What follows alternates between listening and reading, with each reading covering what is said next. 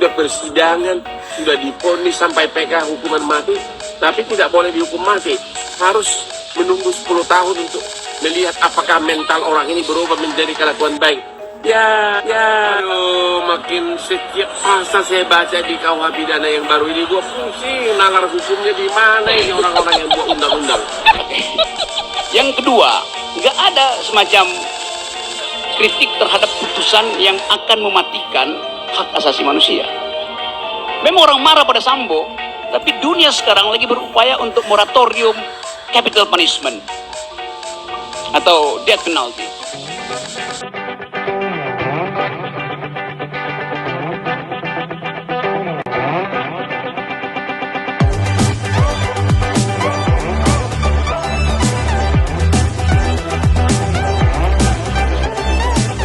Menyatakan terdakwa Ferdi Sambo SH MH telah terbukti secara sah dan meyakinkan bersalah melakukan tindak pidana turut serta melakukan pembunuhan berencana dan tanpa hak melakukan tindakan yang berakibat sistem elektronik tidak bekerja sebagaimana mestinya yang dilakukan secara bersama-sama. Menjatuhkan pidana kepada terdakwa tersebut oleh karena itu dengan pidana mati. Vonis Bapak Hakim yang mulia sangat luar biasa. Mujizat dari Tuhan telah hadir di persidangan, yaitu hakim telah turun roh hikmat bijaksana buat hakim untuk memberikan vonis kepada Sambo yang melakukan pembunuhan yang sangat keji dan kejam kepada anak saya. Hadir semua, Tuhan beracara di dalam persidangan yang sangat luar biasa.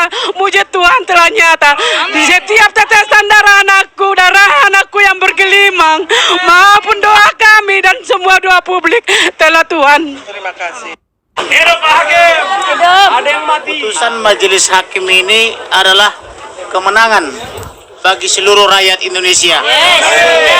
Karena seluruh rakyat Indonesia baik di dalam dan luar negeri telah memperoleh keadilan, kepastian hukum dan kemampatannya. Menyatakan mengadili, menyatakan terdakwa Putri Chandrawati terbukti secara sah dan meyakinkan bersalah melakukan tindak pidana turut serta melakukan pembunuhan berencana.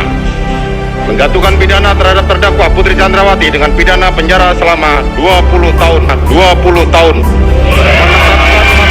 Demikianlah sidang perkara nomor 797 B 2022 atas nama terdakwa Putri Chandrawati dinyatakan ditutup.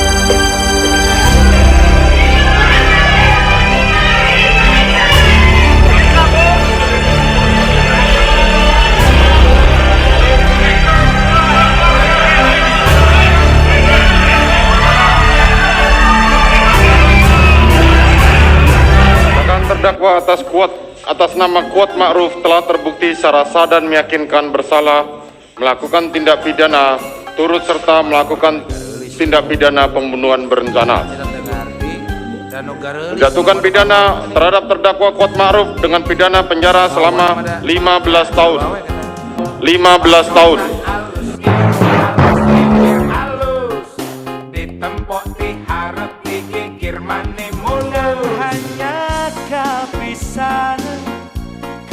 Serta melakukan pembunuhan berencana. Menjatuhkan pidana terhadap terdakwa tersebut dengan pidana penjara selama 13 tahun. 13 tahun. Dalam sidang permusyawaratan Majelis Hakim Pengadilan Negeri Jakarta Selatan pada hari Kamis tanggal 9 Februari 2023 oleh Hakim Ketua tersebut didampingi oleh Hakim anggota tersebut.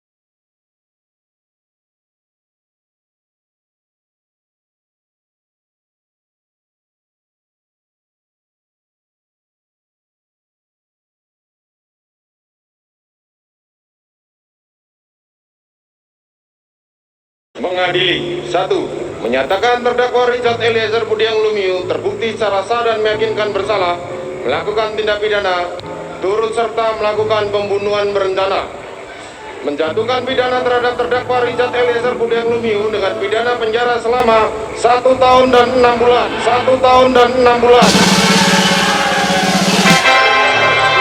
Ini patut kita syukuri bersama, baik seluruh warga negara Indonesia, terutama para aparat penegak hukum, pemerhati hukum, bahwa hakim betul-betul bertindak sangat bijaksana dan betul-betul memperhatikan status justice kolaborator Richard sebagai pertimbangan utama.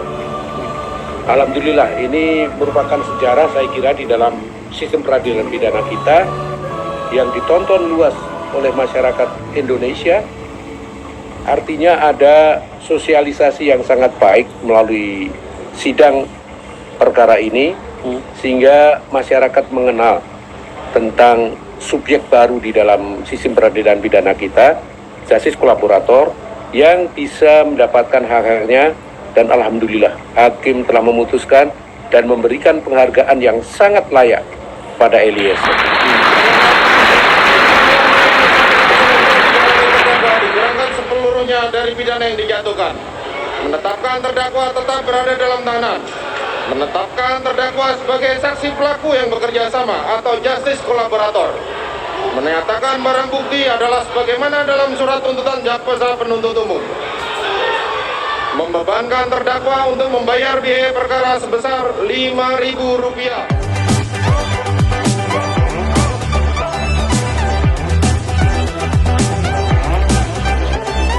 Menurut saya ya, vonis untuk Sambo itu sudah tepat. Suatu perkembangan yang sangat berarti bagi HAM dengan diberlakukan KUHP baru itu, pidana mati selalu dijatuhkan secara alternatif dengan percobaan 10 tahun. Jika dalam jangka waktu 10 tahun terpidana berkelakuan baik, maka pidana mati itu dirubah menjadi pidana seumur hidup atau pidana 20 tahun. Ya bisa kalau belum dieksekusi sebelum 3 tahun.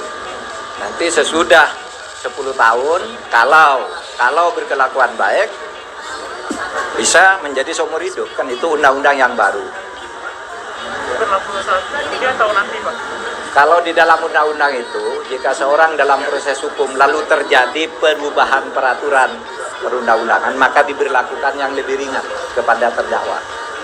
Jadi dia mungkin akan menerima, kecuali mau diperdebatkan. Itu terjadi perubahan undang-undang dalam proses hukum.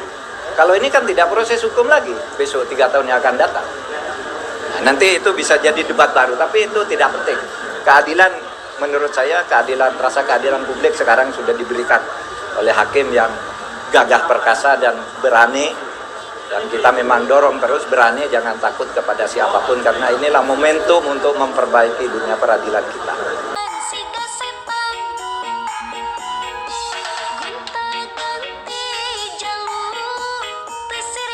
Sudah persidangan, sudah divonis sampai PK hukuman mati, tapi tidak boleh dihukum mati. Harus menunggu 10 tahun untuk melihat apakah mental orang ini berubah menjadi kelakuan baik. Ya, makin setiap pasal saya baca di KUH pidana yang baru ini, gua pusing, nalar hukumnya di mana ini orang-orang yang buat undang-undang. Ini pasal 100 nih. Di pasal 100 disebutkan seseorang terdakwa yang dijatuhkan hukuman mati nggak bisa langsung dihukum mati, harus dikasih kesempatan 10 tahun. Kesempatan 10 tahun, apakah dia berubah berkelakuan baik? Ya, nanti bakal mahal deh surat keterangan kelakuan baik oleh kepala lapas penjara daripada dihukum mati. Orang berapapun akan mau mempertaruhkan apapun untuk mendapatkan surat keterangan kelakuan baik dari kepala lapas penjara. Jadi apa artinya gitu loh? Sudah persidangan, sudah divonis sampai PK hukuman mati, tapi tidak boleh dihukum mati. Ya, nggak ada semacam kritik terhadap putusan yang akan mematikan hak asasi manusia. Memang orang marah pada Sambo, tapi dunia sekarang lagi berupaya untuk moratorium capital punishment atau death penalty.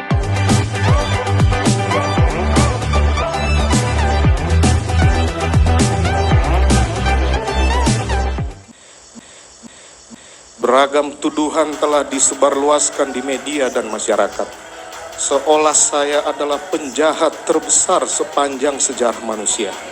Saya telah dituduh secara sadis melakukan penyiksaan terhadap almarhum Yosua sejak Magelang. Begitu juga tudingan sebagai bandar narkoba dan judi, melakukan perselingkuhan dan menikah sirih dengan banyak perempuan.